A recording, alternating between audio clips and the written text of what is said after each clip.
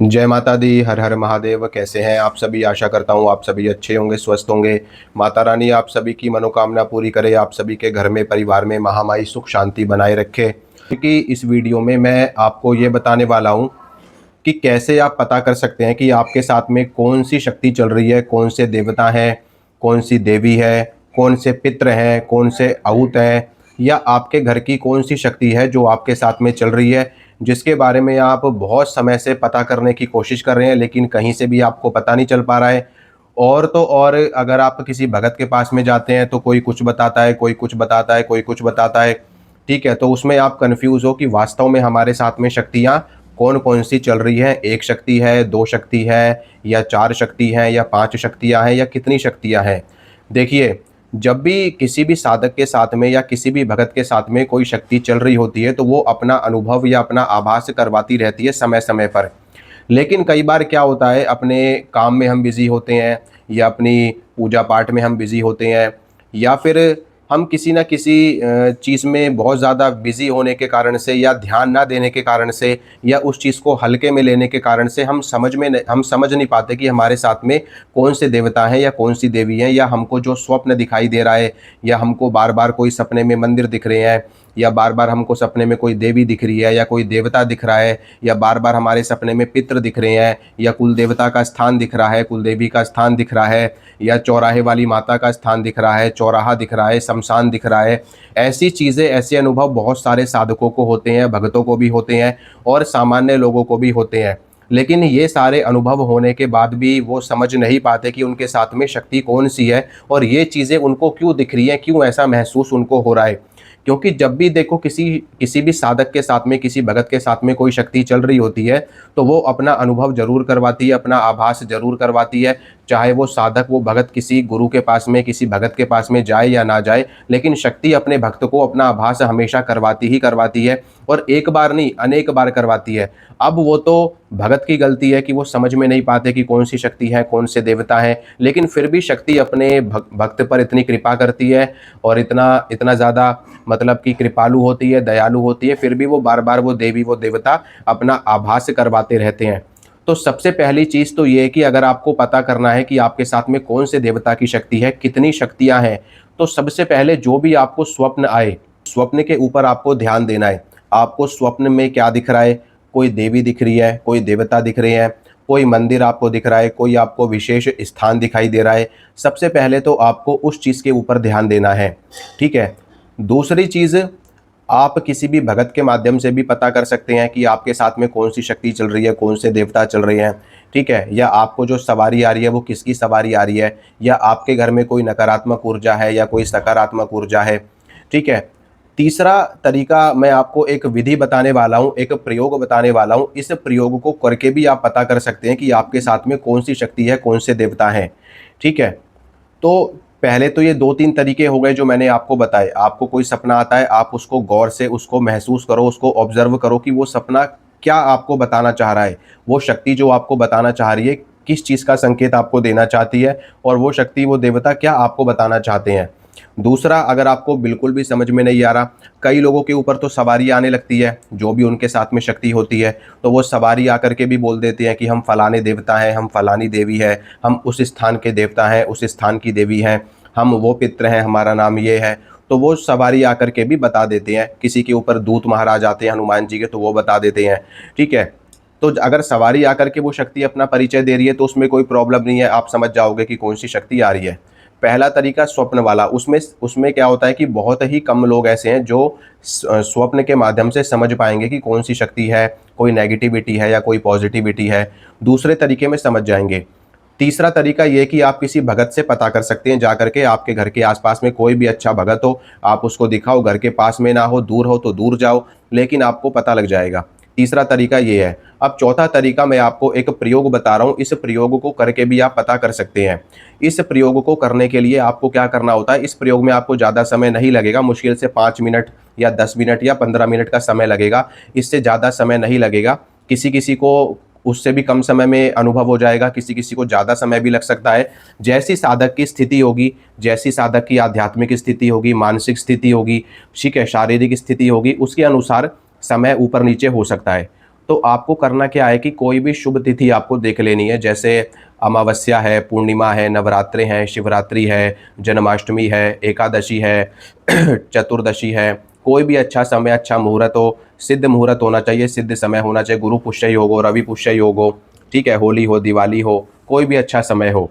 आपको क्या करना है कि प्रातःकाल आपको स्नान कर लेना है। स्नान करके आपको साफ सुथरे धुले हुए वस्त्र धारण कर लेने हैं। धुले हुए वस्त्र धारण करने के बाद में आपको अपने पूजा घर में आ जाना है। घर के मंदिर में आकर के आपको आसन लगा करके बैठ जाना है। आसन के ऊपर, ज़मीन के ऊपर नहीं बैठना, आसन होना चाहिए आपके नीचे, ठीक है। ज़मीन के नीचे मतलब ज़मीन के ऊपर आसन, और आसन के ऊपर आप बैठ सकते हैं। उसके बाद में आपको 2-3 चीज़ें चाहिए होंगी, वो मैं आपको बता रहा हूँ। आपको एक तो धूप बत्ती चाहिए, धूप बत्ती या अगरबत्ती, एक दीपक आपको चाहिए देसी घी का, ठीक है। और कुछ थोड़े से पुष्प आपको चाहिए, जो भी आपको मिल जाए, गुड़हल के, गेंदे के, गुलाब के, ठीक है, पुष्प चाहिए थोड़े से। और इसमें आपको थोड़ा सा जल चाहिए, 1 लोटा जल, छोटा वाला लोटे में या ग्लास में भी आप ले सकते हैं। थोड़ा जल चाहिए आपको। और इसमें आपको 11 रुपये या 21 रुपये की दक्षिणा चाहिए। और इसमें आपको थोड़ा सा प्रसाद चाहिए, 10 रुपये का, 20 रुपये का, जो भी आप प्रसाद ले सकते हो, वो आपकी इच्छा है। ये चीज़ें आपको लेकर के बैठ जानी है, ठीक है। अब सबसे पहले आपको क्या करना है कि धूप अगरबत्ती आपको कर देनी है, दीपक आपको जला देना है, ठीक है। पुष्प आप उसी पात्र में रखें, थाली में, प्लेट में, जिसमें भी आपने रख रखा है।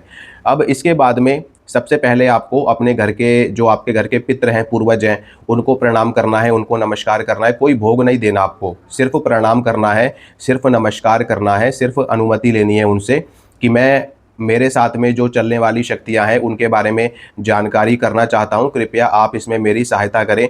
आप हमारे घर के पूर्वज हैं, हमारे पितृ हैं, हमारे ऊत हैं, इसलिए हमारी आप सहायता करें, ठीक है। उसके बाद में दूसरा, आपको अपनी कुलदेवी, अपने कुलदेवता से प्रार्थना करनी है कि आप भी मेरी और मेरे परिवार की सहायता करें, ठीक है, मेरी सहायता करें। मैं शक्तियों को पता करना चाहता हूँ, ठीक है। चाहे आपको अपनी कुलदेवी या कुलदेवता पता हो या ना हो, लेकिन आपको सिर्फ प्रार्थना करनी है मानसिक रूप से।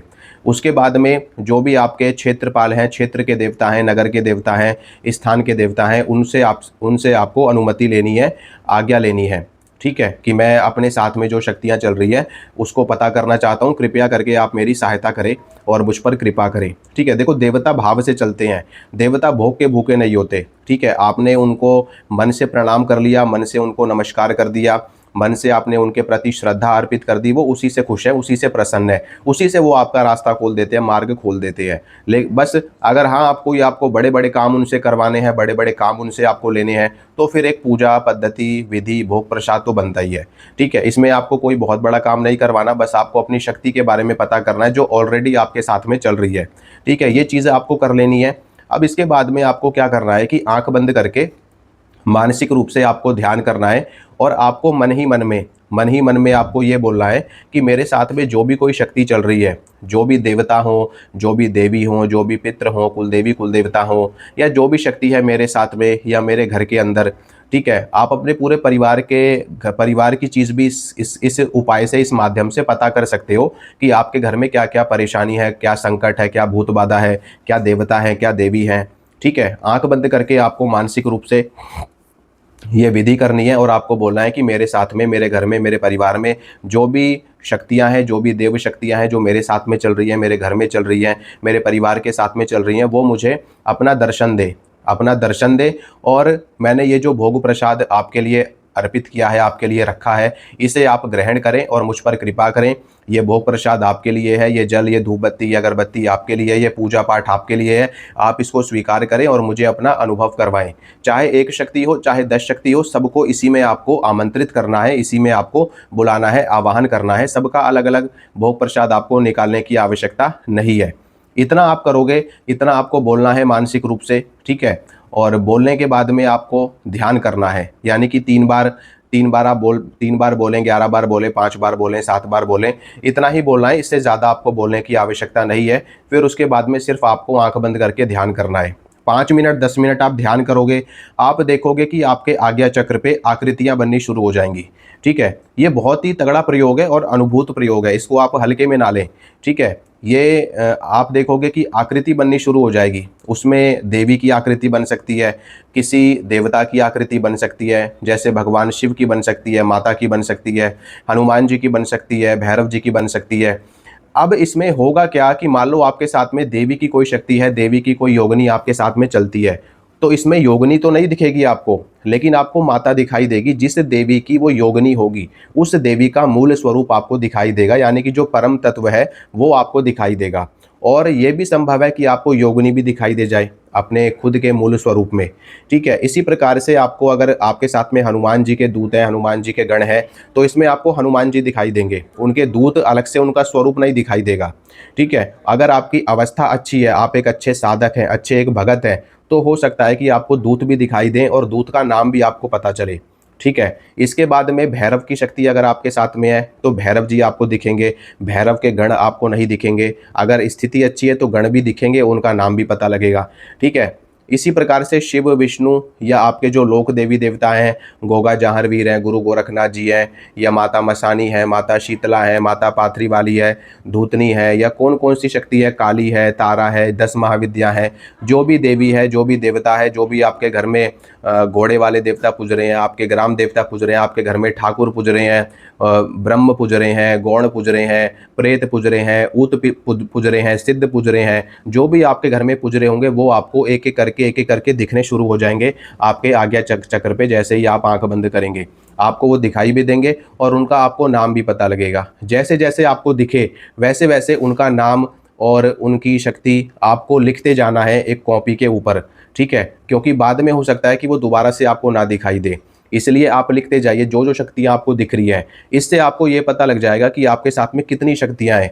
कई कई भक्तों के घर में कई कई देवता पूज्यमान होते हैं, 4 देवता, 5 देवता, 6 देवता। मतलब भैरव भी पूज रहे हैं, माता काली भी पूज रही हैं, हनुमान जी भी पूज रहे हैं, औत महाराज पूज रहे हैं, प्रेत पूज रहे हैं, सिद्ध पूज रहे हैं।